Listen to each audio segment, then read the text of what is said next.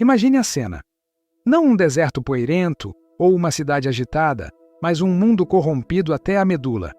Gênesis nos descreve um tempo em que a maldade humana havia atingido um ponto de saturação. A maldade do homem se multiplicava sobre a terra e que toda a imaginação dos pensamentos de seu coração era só má, continuamente. A violência e a depravação cobriam a terra como uma praga, e o coração de Deus se entristeceu profundamente por ter criado a humanidade. Em meio a essa escuridão moral, surge uma luz singular, um homem que a Bíblia descreve de forma simples, mas poderosa: Noé. Ele era justo e andava com Deus. Em uma sociedade que havia se afastado completamente de seu Criador, a obediência de Noé se destacava como um farol de esperança. Deus, em sua justiça e sua dor, decide que o tempo do dilúvio havia chegado, um ato de purificação para recomeçar. Mas, em sua infinita misericórdia, ele não esquece a sua criação. Ele escolhe Noé e sua família como o ponto de partida de uma nova era. A ordem de Deus para Noé é uma das mais bizarras e audaciosas da história. Faça para você uma arca de madeira de cipreste. Noé não era construtor de navios, e a ideia de um dilúvio era inconcebível em seu tempo. Mas em vez de questionar, Noé obedece. Sua fé não era baseada na lógica, mas na confiança inabalável em Deus. A decisão de Noé de construir uma gigantesca arca em terra firme o transformou em objeto de escárnio. Ele se tornou uma figura de ridículo em sua própria comunidade. A cada tábua cortada e a cada martelada, a zombaria do mundo ao seu redor crescia. As pessoas o viam como um louco, um visionário fanático que desperdiçava sua vida em um projeto sem sentido. Noé e sua família, no entanto, persistiram. Eles viviam de forma diferente, e a construção da arca era a prova visível de sua fé, uma pregação silenciosa de que o julgamento estava a caminho. Aquele momento final, antes que a chuva começasse, deve ter sido de uma tensão inimaginável. Os animais de todas as espécies se moviam em procissão, 2 a 2, para dentro da arca, em uma ordem que só Deus poderia orquestrar. As feras selvagens se deitavam ao lado dos mansos. Não havia caos, apenas a soberania divina em ação. O espetáculo da criação de Deus se curvando à sua ordem era um testemunho final para o mundo. Noé e sua família os seguiam, entrando na gigantesca embarcação que seria a única salvação. O texto nos diz que, quando todos estavam dentro, o Senhor fechou a porta. Esse ato divino e definitivo marcou o fim da oportunidade para o mundo lá fora e o início da segurança para aqueles que obedeceram. A porta, uma vez fechada por Deus, não seria mais aberta por mãos humanas. E então, o impensável acontece. A chuva começa. Não uma chuva comum, mas uma torrente que desabou do céu enquanto as fontes do grande abismo se abriam. O mundo, que tinha rido da loucura de Noé, agora se afogava em sua própria incredulidade. A arca, que para muitos parecia um monumento à estupidez, se tornou a única salvação em um mar de caos. Noé e sua família, junto com os casais de animais, foram selados dentro dela por Deus. A espera começou. Lá fora, a fúria das águas era indescritível, um som de trovões e ondas quebrando, de gritos de desespero e da dissolução de tudo o que era conhecido. Mas dentro da arca reinava uma paz sobrenatural. A escuridão era pontuada apenas pela luz de suas lamparinas. O cheiro de suor e animais era constante, e o balanço suave da embarcação era a única dança. Enquanto o mundo sucumbia ao caos, a família de Noé estava segura, não por sua própria força, mas porque o Senhor havia fechado a porta. A jornada de Noé na arca é uma poderosa representação da nossa própria caminhada de fé. Dentro daquela estrutura de madeira, Noé não tinha controle.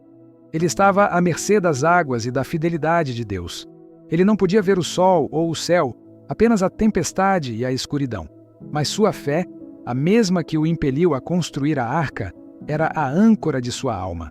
A arca era um lugar de refúgio, uma cápsula de salvação em um mundo que sucumbia ao pecado. Após meses de escuridão e incerteza, a água começou a baixar. A arca repousou sobre as montanhas de Ararat.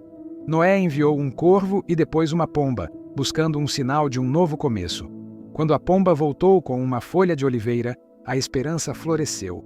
E, finalmente, Deus os chamou para fora da arca. Eles saíram para uma terra lavada, purificada, pronta para recomeçar. Ao pisarem na terra novamente, o cheiro de umidade e vida renovada deve ter preenchido o ar. O silêncio após a tempestade, o sol nascendo sobre um mundo vazio, era uma visão impressionante e assustadora. Noé e sua família eram os únicos sobreviventes de um mundo que desapareceu. Eles se viram como a nova semente da humanidade, mas a semente de pecado que residia no coração do homem permanecia. O dilúvio foi um começo limpo para a terra, mas não para a natureza humana.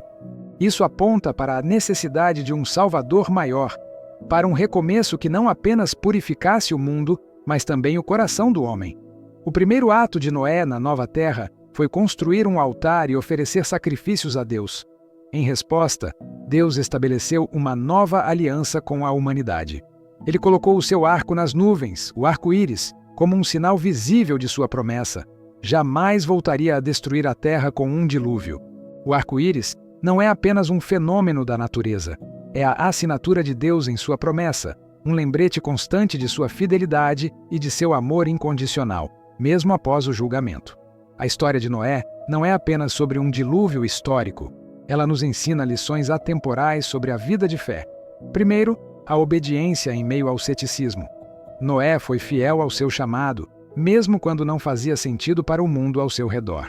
Sua vida nos desafia a confiar em Deus e obedecê-lo, independentemente da opinião dos outros.